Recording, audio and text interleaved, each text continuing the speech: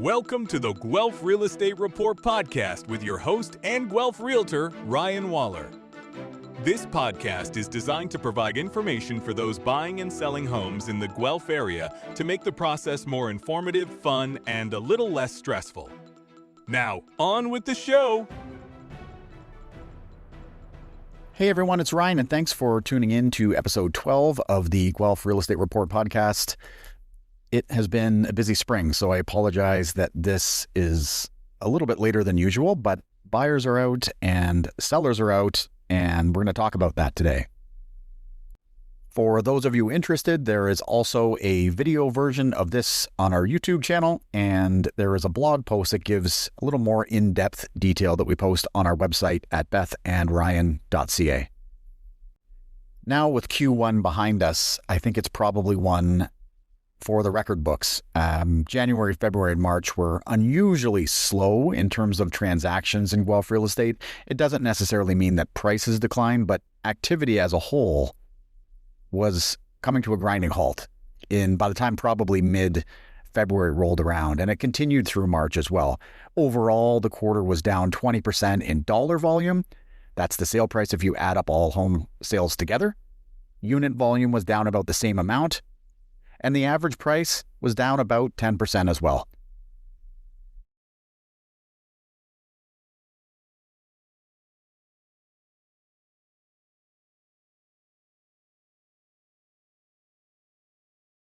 However, if you take a look at the overall percentage of sales that the first quarter typically represents, it's a much smaller number than Q2 or Q3. I think the key message for the first quarter was that people are on edge. There are concerns with the U.S. tariffs that may or may not ever eventually come here. Employees are nervous about their jobs.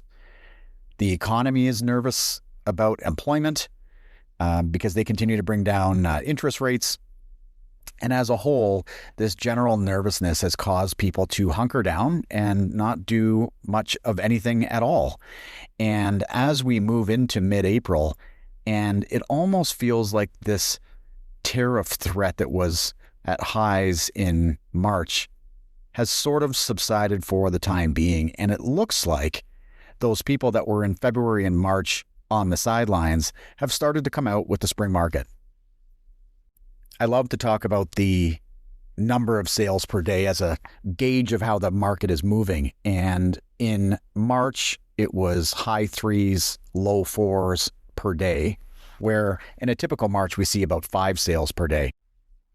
Now that we move into April, up until April 10th, we had just over 5 sales per day, which is more in line with a typical spring market. And although it is slightly lower than the past few years, specifics are on our blog on our website, we're in the range. We're getting a lot closer than we have been in the past few months, which makes me believe that the real estate market is picking up.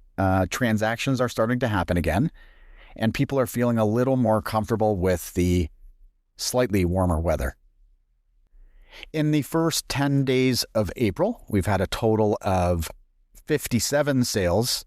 That number keeps changing slightly, but there are a total of 57 sales that were captured in the first 10 days of April. And this translates into 33 detached and semi-detached homes, and the remainder in the condo segment. We're going to talk a little bit more about each of these segments because, as we've talked about before, it really is a story of 2 different markets. So first, taking a look at the detached and semi-detached segment, there were 33 units sold, as mentioned, and of that, the low price was $538,000. The high price was $2,060,000. And an interesting thing that we talk about a little bit on our blog is that this segment above $1 million, especially in detached homes, is really something to keep an eye on because it is now 19% of the sales above $1 million in 2025. And typically when we watch that, it's anywhere between 10 to 20%. So we're still within the range, but we're at the high end of the range. And in particular, houses above $1.7 million in Guelph, which kind of seems crazy. There have been a number of them this year. There are 6 of them so far this year, and 3 above $2 million, which is also a very interesting segment in Guelph for sure.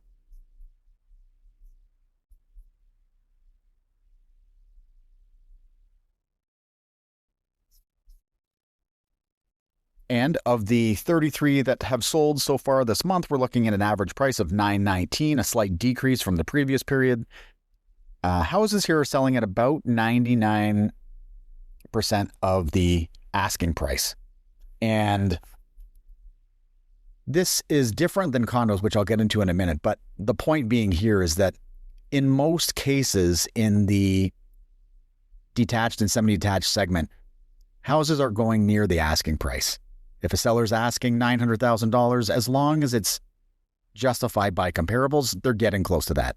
Buyers are willing to pay it as long as it's a reasonable price. So far this month, 13 of the 33, or 39%, have sold over the asking price, which is a big number. 9 have sold at the asking and 20 have sold under the asking, which is 61%.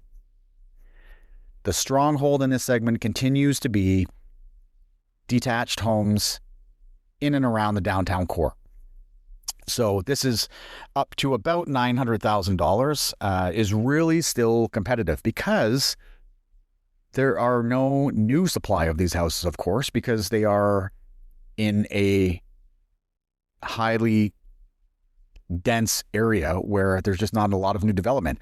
There are some infill projects that are happening in certain neighborhoods like Old University or the Ward.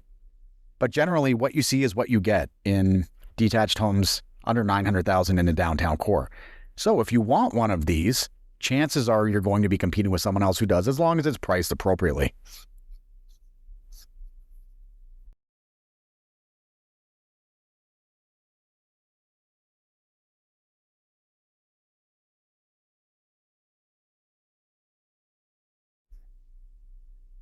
Looking at the condo segment, we have 25 units that have sold here, with 307,000 being the low and 1.3 million being the high. It's unusual to find a condo to sell over 1.3 million. I believe there have only been 3 so far this year in the condo market. But yeah, there have been a couple of high ones. The overall average in this segment was 626,000, which is slightly up versus the last period.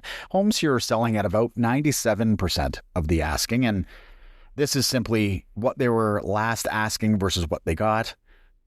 And the lower the number, obviously, which means there's more room to negotiate. So if we are at 97% of the asking, there is 3% wiggle room on negotiations. That seems to be happening in the market. 4 of the units sold over the asking, that's 16%. 2 sold at the asking, 8%. And 19 of the 25 sold under the asking, which is 76%. This segment continues to have a lot of inventory. It doesn't move as quick. And there's a lot of new development that is either happening or coming to completion. And in many cases, they're just not moving as quick.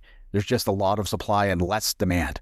So if you are buying in this segment, the great news for you is that you can negotiate. It doesn't mean that you can lowball houses and get the best, lowest ever price, but it does mean that sellers are going to have to be a little more open to negotiating and reacting to the market. So where a stacked townhouse would have been $700,000 last year, that same unit is now sitting at $650,000. Doesn't mean you can get it at $600,000? Probably not.